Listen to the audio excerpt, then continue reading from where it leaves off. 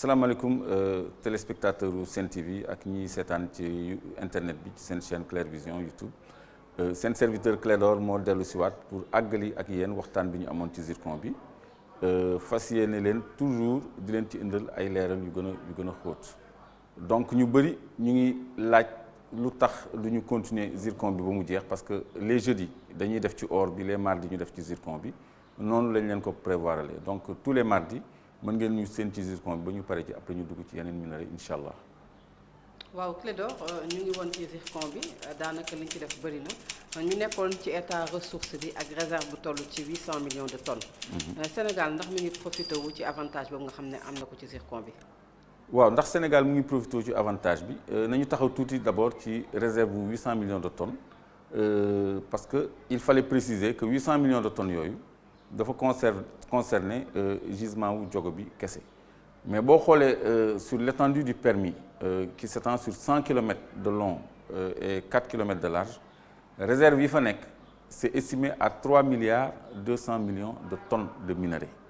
bi nag du lépp mooy zircon mais dafa am pourcentage bu ñu ciy extrait mais sable titanifère bi réserve yooyu c'est 3 milliards 200 millions de tonnes donc ndax Sénégal mu ngi ciy gis boppam je crois pas parce que volume de production yi ñuy déclaré ak volume de production yi ñuy exporté méngoowul parce que li ñuy exporté moo ëpp li ñuy déclaré parce que dafa am benn kuréel bu tudd ITIE Initiative pour la transparence dans les industries extractives bi nga xam ni moom mooy saytu leeraay ci ni ñuy gérer suñu ressources naturelles yi ñoom dañu publier comme quoi en 2014 li ñu am ci variété zircon yëpp parce que ñetti variété la premium ak standard ak coproduct loolu yëpp boo ko boolee day toll à peu près ci 7000 tonnes kon loolu gën na néew sax li nekk ci contrat yi nga xam ni production minimale 80 000 tonnes la ñu digaale mais bu fekkee ni dañu xayma li nga xam ni moom mooy génn réellement ci mine bi te train bi di ko yóbbu moo tax demal nañ leen ba sur place pour ngeen gis train bi nii ngeen mën a compter le nombre de wagons on a compté les wagons il y en avait 40 ak 20 conteneurs léegi wagons yi bu ngeen xoolee capacité de charge bi 48 tonnes la capacité maximale bi 68 tonnes la mais nañu jël capacité de charge bi rek 48 tonnes donc boo jëlee même bu dee 30 wagons 48 tonnes boo ko multiplier par 30 wagons da lay jox 1400 tonnes léegi 20 conteneurs yi conteneur bi da nga koy régler 25 tonnes 20 conteneurs yi ça fait 500 tonnes donc boo ko boolee tu as 1940 tonnes presque 2000 tonnes par train kooku benn train la à préciser que bés bu nekk train bi dana dem ñaari yoon port amul dimanche amul jour férié donc léegi boo considérer 2000 tonnes par rame maanaam li train bi di lonk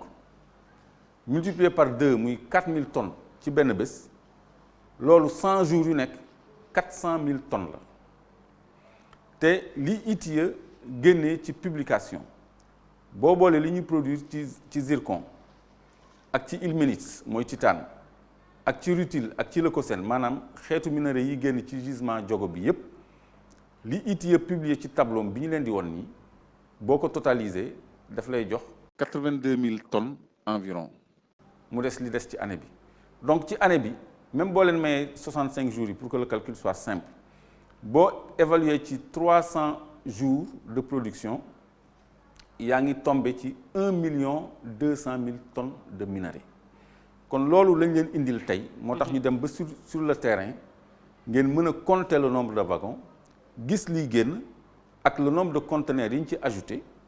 pour ngeen mën a xaymaal seen bopp te désormais dinañ leen installer ay caméra fixe yoo xam ni chaque jour dinañu xam production bi génn pour comme ça ñu teg bët ci suñu alal lu muy génne donc volume de production boobu mooy réalité bi. kon mën nañu wax ne Sénégal li muy exporté moo ëpp fuuf li mu déclaré. waaw li muy exporté moo ëpp fuuf li muy déclaré te firnde bi mooy train bi capacité de charge am dañ ko indiqué ci wagon yi mën nañ ko quantifier exactement comme ni ñu ko defee nii moo tax désormais tous les jours loolu mënul xaj ci télé bi mais ci suñu site danañ leen jox les volumes de production qui partent comme ça Sénégal bu nekk mën a defal boppam calculam donc 62 496 tonnes globales yi ñuy déclaré par an li ñuy exporté ëpp na ko fuuf parce que boo considéré 300 jours de volume d'exportation da lay jox 1 200 000 tonnes compte non tenu des 65 jours restants de l'année donc loolu muy loo xam ne perte de production la kooku muy benn dëppoowul ak li ñu signanté ci contrat yaa ngi ni 80 000 tonnes moo ci nekk décret bi aussi 80 000 tonnes moo ci nekk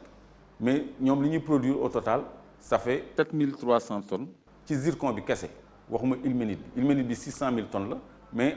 on nous déclare moins que ça et en réalité ñu ngi génne lu ëpp loolu donc loolu moo doon intérêt tey ñu demal leen ci terrain bi wanal leen ngeen gisal seen bopp xam ni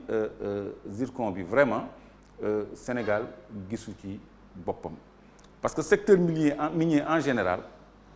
li ñu ciy déclaré du dëppoo ak réalité bi moo tax tey ñu dugg ci volume de production yi parce que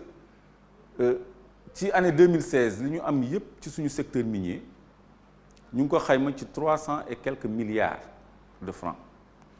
te document Jeune Afrique économie bi ngeen di gis nii bu daté de 1997 yéen a ngi ciy gis ni Sénégal mu ngi am ci recette d'exportation kese ci production am retombée fiscale sax bokk ci 3000 milliards de francs CFA de recettes d'exportation sur les 10 prochaines années donc ça veut dire au moins 300 milliards par an te loolu mooy statistique gu 97 boobu exploité wuñu zircon boobu y avait pas 35 permis d'or boobu y avait pas de gaz y avait pas de pétrole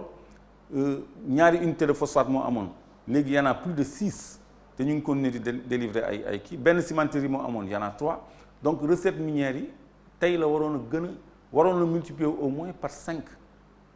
donc on est resté aux statistiques de 87 ci volume de production mine kon beneen deuxième élément de comparaison boobu tamit boo ko xoolee xam ne li ñuy wax du dëgg donc ñun dañu bëgg leeral leen li ñu am dëgg pour ngeen xam ni njiit yi waxuñ ñu li ci nekk donc 97 li ñu doon am dëppoog li ñuy am 2019 loolu yenuwul maanaam. surtout qu'en 2014 ñu ngi ñu déclaré li ñu am globalement ci ressources minières yëpp mu ngi toll ci 152 milliards en 2014 li ñu am yëpp 152 milliards. donc loolu moo doon solo émission bi tey te dinañ leen ko gën a détaillé. kon Clédor mën nañu wax ne Sénégal lépp lu ñu am ci zircon dañu koy génne amul dara loo xam ne dafay des fii ci réew mi. waaw c'est-à-dire loolu mooy problème bi parce que ñun dañuy génnee suñu minerai jaay ko à l'état brut alors que valeur ajoutée maanaam xaalis bi dëgg mu ngi ci weñ gu weex googu ñu waxoon mooy premium zircon bi te ñu ciy produire 28 000 tonnes d'après chiffre ITIE boobu moom la àddina yëpp soxla te loolu pour produire ko yomb na parce que dañ koy porter à fusion ay four à métaux ay unité industrielle ngay créer transformer ko en zirconium di ko jaay unité de production nucléaire yi di ko jaay industrie de pointe yi nga xam ne da koy soxla valeur bi yokk parce que à l'état brut ça te rapporte presque rien c'est 1,5 $ la tonne lañ koy jaayee ñun alors que li ñu ciy def lu am valeur la pierre ornementale yi tamit bu ñu ko defaree lu am valeur la les verres spéciaux mooy écran télévision yeeg téléphone yeeg yooyu bu ñu ko defee di ko exporter mën nañu am ay produits ay manufacturiers yoo xam ni dañuy jox tissu industriel jox ñu main d'œuvre jox ñu valeur ajoutée ak entrer dans l'économie mais ñun en vrac noonu brut lañ koy exporter. léegi nag lenn moo ma jaaxal moom laay terminer ci raamu train bi maanaam ci li train bi di lonk daf ci am ay conteneurs am na 20 conteneurs yu dem ci 2 fois par jour ça fait 40 conteneurs yoo xam ne dañ koy acheminer port te loolu lu ma jaaxal la parce que xamuñu lu ci nekk parce que minerai train minéralier lañ ci xam ak wagon minéralier wagon yoo xam ne dañ ci vrac minerai bi wala ay wagon citerne yoo xam ne ay produits dangereux ay produits chimiques ay acides ak yooyu lañ ciy def mais ay conteneurs yu jóge ci mine di dem port directement man musuma ko gis donc il y a 40 conteneurs qui vont au port chaque jour te xamuñu lu ci nekk douane du ko tijji kenn du ko tijji kenn du ko vérifier loolu nag dinañ leen ko toppal ba wax leen ci lu leer parce que loolu lu ma jaaxal la parce que musuma gis train minéralier buy convoyer autant de conteneurs et de façon aussi régulière kon loolu yëpp dafay wane ni rek war nañu teg bët ci suñu alal war nañu lijjanti suñu alal fu muy dugg ak fu muy parce que am nañu douane war na am un minimum de contrôle ci liy génn dëkk bi kon fii la ñuy yemale waxtaan bi tey beneen yoon ñu leeral leen ci beneen fànn incha allah salaamaaleykum wa rahmatullahi taala wa barakatuh